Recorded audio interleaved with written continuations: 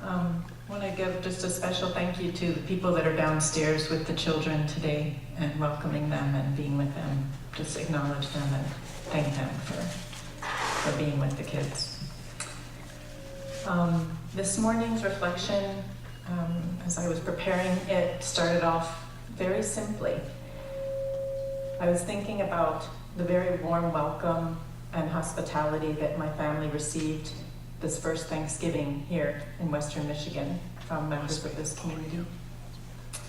And I was thinking about Christmas Eve, when we were first time here in Western Michigan, and we were welcomed to a little trailer in the woods, packed full of people, where we shared tamales and punche and stories from land south of the border until midnight, when we exchanged the abrazo de la Nochebuena, or the embrace of Christmas Eve.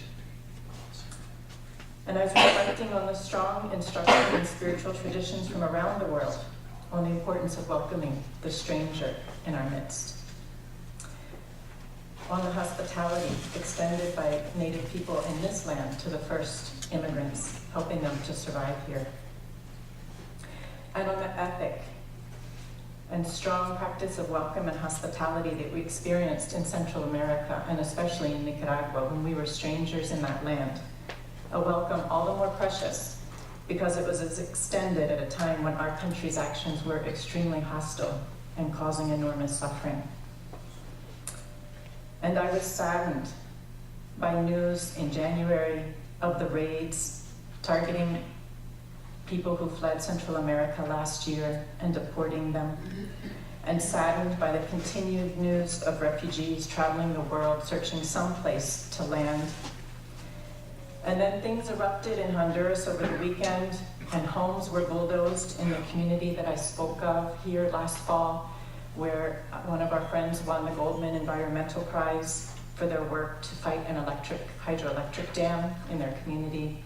And right on the heels of that, news of 5 more deaths in another indigenous community that we accompanied that are fighting to keep mining companies off of their tribal lands. And I caught myself saying, stop, I can't deal with this. I need to prepare a talk for Sunday. And then I realized that this is the talk on Sunday, because these people in communities like these all over the world are tomorrow's refugees. The UN High Commissioner for Refugees tells us that we're living at a time of massive forced displacement and human suffering.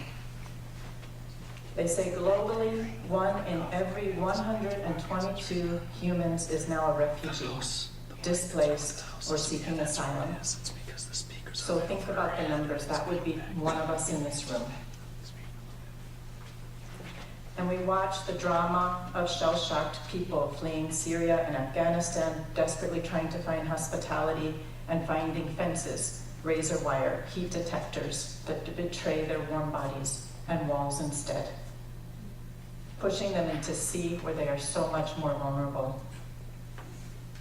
And one morning, on just one morning this week, these headlines rolled in. Afghan refugees stranded in Greece, just as a new study finds that the rate at which civilians are being killed by US drone and jet strikes in Afghanistan reached its highest point since 2008 at the height of the Afghan war. From France, the greatest refugee crisis since World War II, where thousands of people in France's largest refugee camp face eviction and the bulldozing of their makeshift homes and are being asked to live in containers. Truck containers.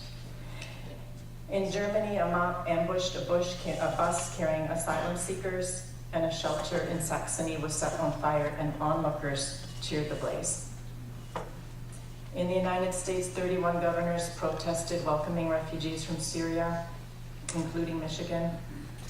And we hear hostile anti-migrant and refugee speech, calls for a wall on the US-Mexico border that Mexico should pay for. And the reality is there are walls on the Mexican border with the United States. There were sections of walls that were erected after NAFTA, the free trade agreement, went into effect, which pushed millions of small farmers off of land and sparked the Zapatista uprising in the South. and spiked migration from Mexico as livelihoods were destroyed. And then CAFTA, the Central America Free Trade Agreement, did the same thing in countries further south. And millions of jobs left the US in a global race to the bottom, where people on both sides of the border are losing livelihoods and jobs. And then on September 11th, the border was reinforced again. More sections of walls, more heat detectors, border agents, drones, high-tech surveillance equipment, and equipment that's being moved from Iraq to the border. Detention centers, more sectors of walls, and millions of dollars spent on the US-Mexico border, which has become one of the most militarized in the world, but there's no war between our two countries. And then in 2014, there was a surge of children fleeing Central America, and the UN called on this country to recognize them as refugees. But the US refused, calling them AUKs, or unaccompanied children. And there were protests and angry signs, people holding up signs that said, "We do not want your children." And more money was sent to militarize borders further south, the Mexico-Guatemala border and the Guatemala border with Honduras, trapping people into a furnace of violence and poverty that US policies have a heavy hand in creating. And yet people continue to flee, risking everything. In December, when I was in Honduras, we met with an organization of heart-centered, scrappy women whose vocation it is to search for those who disappear in the attempt to flee Central America. They organize caravans, and they take the lists of names of people who left but never arrived anywhere. And they search the region for a trace of them. They recover bodies, and all too often parts of bodies, from the desert and from mass graves that line the US-Mexico border. When I was there in December translating for the delegation, I had one of those experiences that you often have working with human rights defenders when you can't believe what's coming out of your mouth as you're translating it. A litany of massacres, 27 in this place, 31 in this other, 72 in another place. Recovering skulls, torsos, whatever bones they can bring back for families to bury, because this is the only piece available. They said, the US-Mexico border is our graveyard, just as the sea is the graveyard for those who flee Africa and Syria. It's painful to see people caught in this crucible of forces driving them out, and then walls of hostility that push them back in. Theologian Henry Nouwen talks about hospitality and the spiritual life. He says these words, hostility and hospitality, come from the same root, and that our vocation is to convert hostility into friendship. That the spiritual practice of welcoming the stranger is to offer hospitality, and that is rooted in the reduction of hostility and the creation of safety and peace in our communities and societies.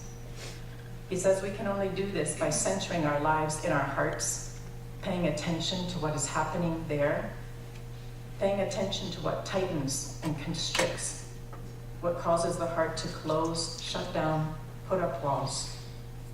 And at that place, at that moment of constriction, Raphael Kushner teaches us to say, "Love, speak to me. Render me willing, receptive, humble enough to meet your gaze in all things." About this time last year, Tom and I were making our way to New York, where we received the White Dove Award for our work in Central America. And we were at a ceremony that was held in a large church in Rochester. And we spoke that night of the privilege of being at the side of people working for social change in Central America during the 1980s, an era when military dictatorships were being dismantled, a time of hope, and of the US stepping in to back up those dictators, a time of war and terror that struck deeply into the social fabric, the spirit, and the soul, the formation of elite battalions of young men who were kidnapped and psychologically destroyed in order to perform unspeakable acts of torture, as ordered, and of the long-term legacy of this policy of another cycle of violence and another generation of refugees. And we spoke of the need to transform the hostility at the heart of foreign policy and to make this our vocation. And there was applause and the award was given, and we were moving on to the next part of the program when a man stood up from the back of the church. Un momento quisiera hablar. He asked if someone could translate, and he made his way to the podium. He was a large, strong man. He had on cowboy boots. And he began to speak through tears, pausing several times. And he asked the audience to be patient with his emoción. He explained he was the head of the Farm Workers Union. And he said, I want to say thank you. He said, this evening is the most significant event in my life in this country. Never had he heard his story spoken in public.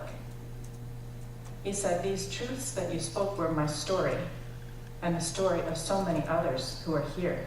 And because of this, for the first time, I'm going to tell my story here in this country.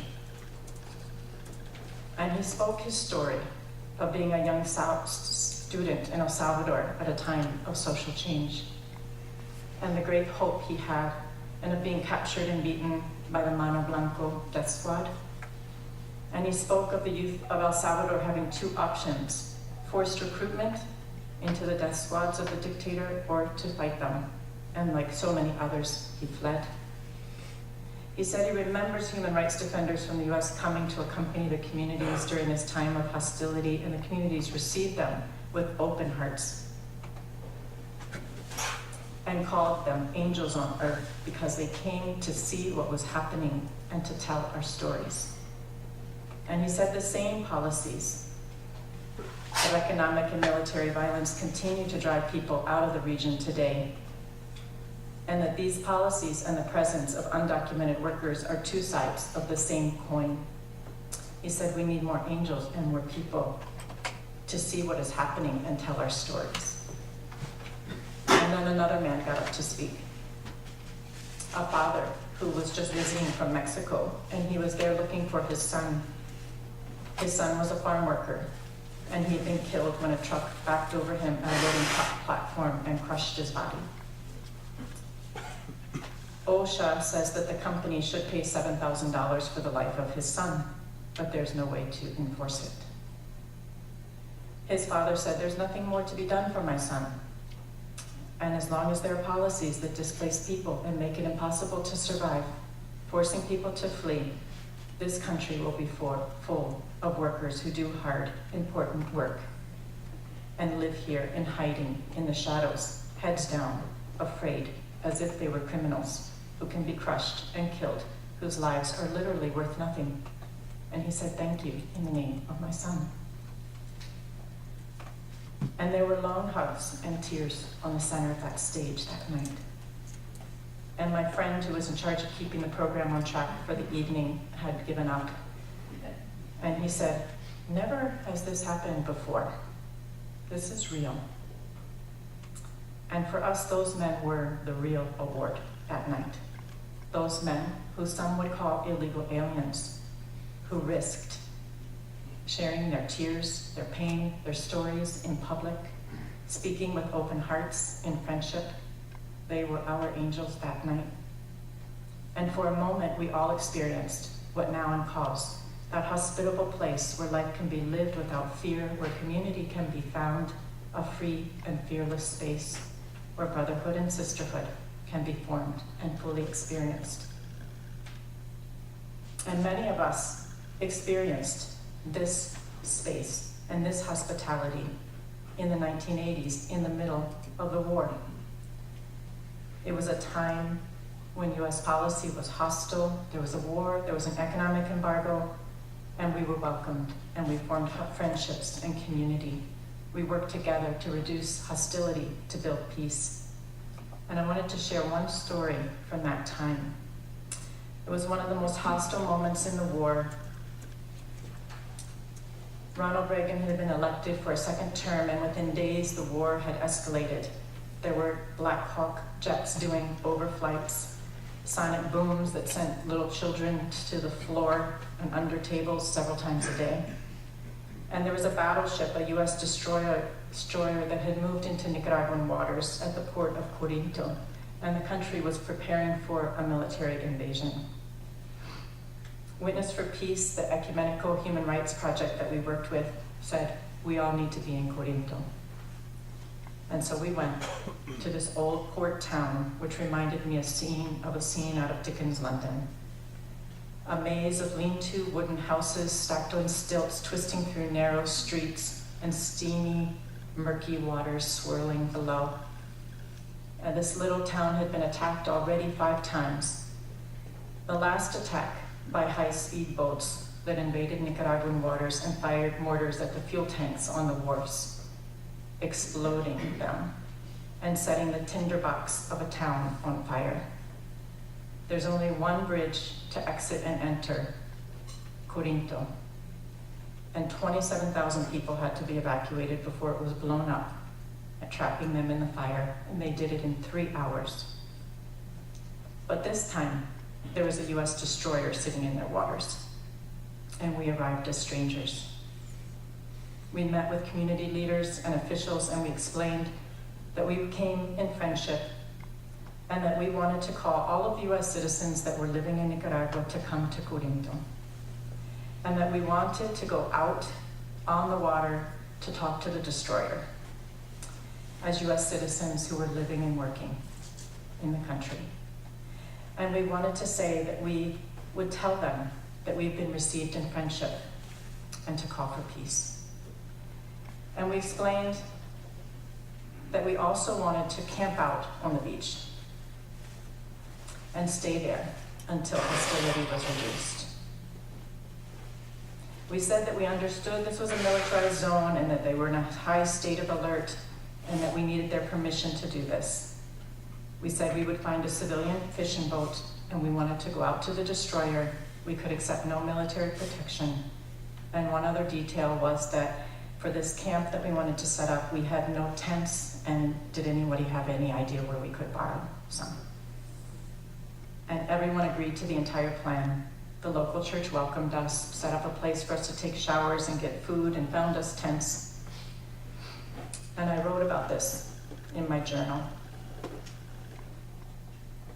I said it was quite a dramatic moment as we pulled away from the dock and headed into the setting sun towards that destroyer. I was beginning to think we wouldn't find it out there when our captain spotted it. Our engine slowed as we approached, and it was an enormous black sack, still silent with no sign of life. The only movement, a huge radar dish that slowly circled around and around. Our captain shut off the engines. The silence was eerie. We seemed so pathetically small. And one of our team, a Presbyterian minister, read our message of peace over a bullhorn with a thick southern drawl. There was no response, nothing. Just a massive black hulk of a ship sitting heavy on the water, and the whirling of that radar dish. There appeared to be nothing human on board. And then, without a word or a wave of response, the destroyer started up its engines and turned out to sea. We stayed camped on the beach of Corinto for several weeks. The community welcomed us so warmly that we had to organize ourselves into hospitality committees and take turns spelling each other in order to welcome the stream of visitors every day. Sometimes 100 in a day came to visit us. Churches, sewing classes, residents from Zone 7, Zone 3, school children's teachers, AA groups, firefighters. And in that time of hostility together, we created a hospitable place where life could be lived without fear, where community was found, a free and fearless space. And later, working with refugees in the mountains, we were extended that same welcome and hospitality. Refugee settlements with levels of poverty I had never seen. People lived in the mud, under sheets of black plastic. And on entering a home, because these were homes, the first order of business was always to offer food and drink, a cup of corn water, a piece of tortilla with salt. And if there was a teaspoon of sugar to be found in that settlement, it would be in your cup as the guest. I remember hanging my hammock to sleep at night and people curling up on planks of wood carefully laid into the mud. And all night, people took turns keeping watch over us for danger. From the settlements, we could see tracers in the night sky, where the US was making drops to Contra fighters in the mountains, and refugees were their targets. The hostility was so great, and never did it outdo the people's hospitality, welcome, and friendship. Last week, Kelly Richards talked about the importance of knowing stories from outside of one's group, of knowing the history and stories of others. It's an important way to deconstruct walls, to nurture understanding, hospitality, and welcome. Soon after taking office on his first term, President Obama attended a meeting of presidents of Latin America, and one of the presidents, President of Venezuela, gave President Obama one book, The Open Veins of Latin America, 5 Centuries of the Pillage of a Continent by Eduardo Galeano. It became a bestseller overnight. And if there's one story everyone in the US should read about Latin America, it is this book. Reading The Open Veins of Latin America, we'll hear a story and a history of our own country that we don't have in our textbooks, and the stories of social movements throughout the region and their valiant efforts to protect democracy, land, livelihoods, natural resources that are not in our news, and of people fighting for decades for the right not to have to migrate and not to have to flee. There's a woman from the Sonoran Desert of the Tohono O'odham people that have lived there since before Mexico or the United States ever existed, and is now the 3rd largest reservation in what we call the United States. And our paths have crossed several times. Our encounters are always brief, but each time I learned so much from her. The last time was several years ago, and we were in Bolivia. She said the borderlands have been militarized. She said we are arrested as illegal aliens on our own tribal lands. We're deported to Mexico, or we're put into detention centers that are cropping up all over the United States. And this had happened to her. She had been arrested as an illegal alien and put into a detention center far from home. She said all of a sudden nobody knows where you are or how to look for you or how to find you. She was there for over a month, this elder, this leader, this healer, this Native woman. And I said, well, how terrible. And we were talking about it, and she said, it is terrible. We have no rights. There's so much suffering. And she said, but I thank Creator for having been put in that detention center. And I said, how do you mean? And she said, that place was full of people from all over the world. I met so many beautiful people. I heard their stories, and now I understand what was happening. I would never have seen them. I would never have known if that hadn't happened to me. And she gave me a little medicine pillow with a sacred herb from her land, stitched by hand. And she said, keep this with you always. Such is the fearless hospitality at the center of the heart of this woman. And I find hope in people like her. And from movements in Europe and Canada and here in the US that are working to welcome refugees and displaced people, people who are fleeing, who are working for peace and economic justice so that people have the right not to have to flee, and to respect the rights of indigenous peoples whose lands we all live upon. So in this time of massive dislocation that the United Nations High Commissioner on Refugees says is getting worse, in this time of pushback and othering and profiling and militarization, of hostile talk of more walls, of illegal aliens dehumanizing our brothers and sisters, of ICE raids, of religion tests for Syrian refugees. It's important to learn the stories of those from outside our group and to know the history of the role of our country in other countries, in the countries of those who flee. We can share copies of The Open Veins of Latin America, and we can share the poems of a new generation of Syrian poets, many of whom are women, like medical doctor and OBGYN turned poet Najat Abdul Samad, who writes this: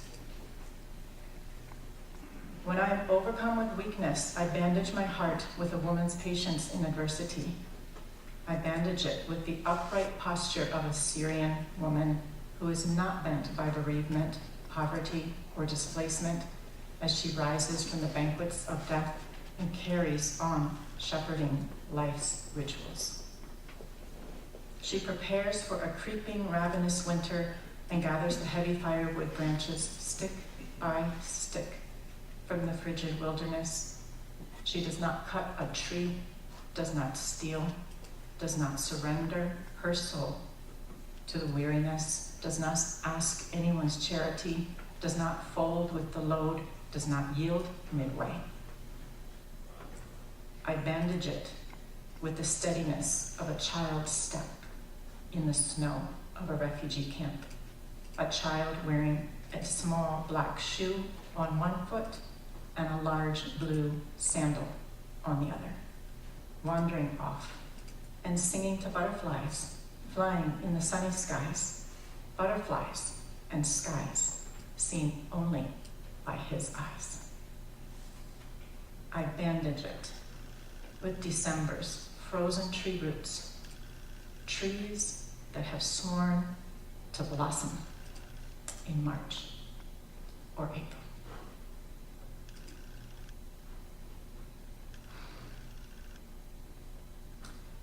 In this time of war and conflict, when persecution has forced more people than at any other time since records began to flee their homes and seek refuge elsewhere, when 1 in every 122 humans is a refugee, when this could be any of us in this room, what will be the measure of our humanitarian spirit?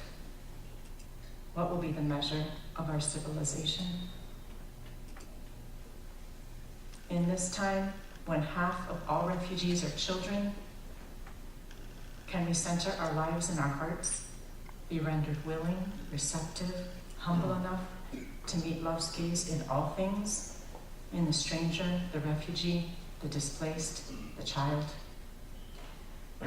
In this time, when we witness an unchecked slide into an era when the scale of global forced displacement, as well as the response required, is now clearly dwarfing anything ever seen. Let's make it our vocation to transmute hostility into hospitality, war and pillage into peace, and walls into welcome,